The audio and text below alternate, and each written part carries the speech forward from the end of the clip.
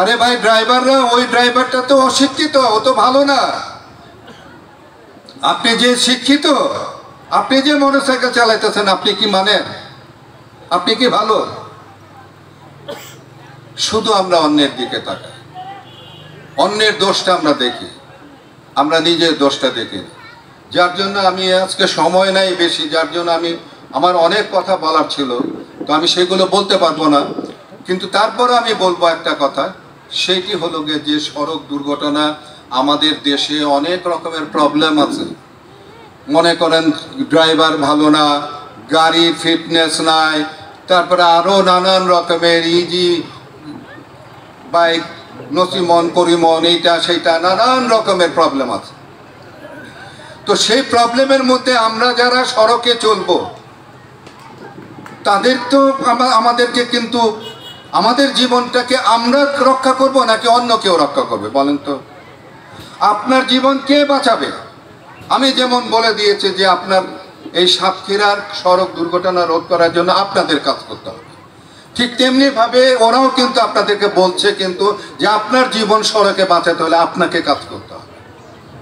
তো আপনি যদি আপনার নিজের সেফটির জন্য যদি আপনি নিজে যদি সতর্ক না হন, আপনি সতর্ক হয়ে যদি আপনি কাজ না করেন, তাহলে কে ভাই আপনাকে কে রক্ষা করবে আপনাকে?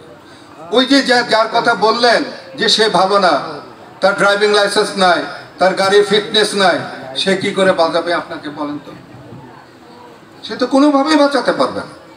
তো যে কারণের জন্য আমি বলবো আপনাদেরকে যে সড়কে চলার জন্য যে নিয়ম কানুনগুলো আছে, আমাদের যে এই লিফলেটগুলো আছে, সেগুলো দয়া করে আপনারা পড়বেন, পড়ে সেইগুলোকে অন্তত মেনে চলার চেষ্টা করবেন, নিজের জীবন বাঁচানোর জন্য, অন্যের জন্যও না। কেন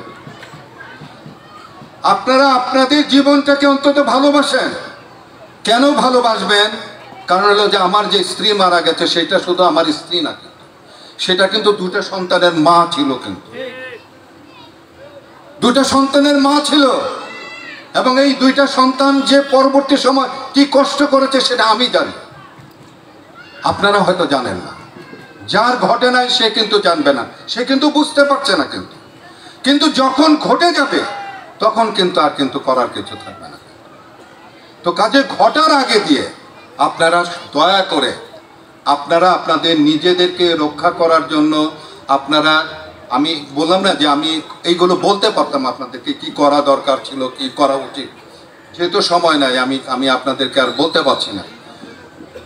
কিন্তু আমাদের যে লিফলেটগুলো আছে, আপনারা দয়া করে লিফলেটগুলো ওনাদেরকে বিতরণ করে দেবেন। দয়া করে আপনারা লিফলেটগুলো পড়বেন, পড়ে সেইভাবে আপনারা রাস্তায় চলাচল করেন দয়া করে। এবং এই যে 32টা বছর কেন আমি এগুলো করছি বলেন তো? কেন আমি সাতক্ষীরায় আসছি? আমাকে কেউ টাকা দিচ্ছে? আপনারা কি টাকা দিয়ে আনছেন আমাকে এখানে? কারণটা হলো গিয়ে যে আপনারা আমার ছবি দেখতেন, দেখে আমাকে ভালোবাসতেন বলে আমি ইলিয়াস কাঞ্চন হয়েছিলাম। যে কারণের জন্য আমি ইলিয়াস কাঞ্চন হয়েছিলাম বলে আমি চিন্তা করেছিলাম যে এই মানুষগুলোর ভালোবাসা যদি আমি না পেতাম, তাহলে কিন্তু আমি ইলিয়াস কাঞ্চন হতে পারতাম না।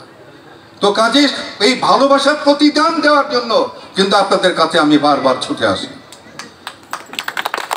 তো সেই ভালোবাসার জন্যেই, সেই ভালোবাসার দাবিতে আপনাদের কাছে আমি আজও এখনো পর্যন্ত আমি আপনাদেরকে অনুরোধ করছি, দয়া করে আপনারা আপনাদের জন্যে নয়, শুধু আপনাদের পরিবারের কথা চিন্তা করে, আপনাদের যদি ছোট ছোট বাচ্চা থাকে কিংবা আপনাদের বুড়া বাবা মা যদি থাকে, তাদের কথা চিন্তা করে আপনারা সড়কে কিন্তু ঠিক মতো চলেন প্লিজ ভাই, প্লিজ। এবং এটি যদি করেন তাহলে ইনশাল্লাহ আমরা এই নতুন বাংলাদেশে নতুনভাবে আমরা আবার এই নিরাপদ সড়ককে বাস্তবায়ন করে আমরা আমাদের জীবনকে রক্ষা করতে পারবো। কারণ হলো গিয়ে যেই সড়কে যে সমস্ত মানুষ মারা যায়, যে পরিমাণ মানুষ মারা যায়, অন্য কোনো বিষয়ে কিন্তু এত মানুষ মারা যায় না। প্রতিদিন অন্তত 35 থেকে 40 জন মানুষ মারা যায় প্রতিদিন। কোনো যুদ্ধেও কিন্তু এত মানুষ মারা যায় না, কিন্তু কোনো যুদ্ধেও পাবেন না কিন্তু এত মানুষ মারা যেত।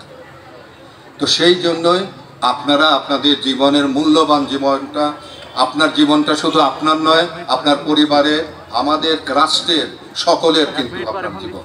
এই মূল্যবান জীবনকে রক্ষা করার জন্য যা করণীয়, যেভাবে করলে পরে, যেভাবে চললে পরে আপনি বেঁচে যাবেন, সেইভাবে চলার চেষ্টা করবেন। আল্লাহ হাফেজ। আল্লাহ আমাদের সকলের মঙ্গল করুন।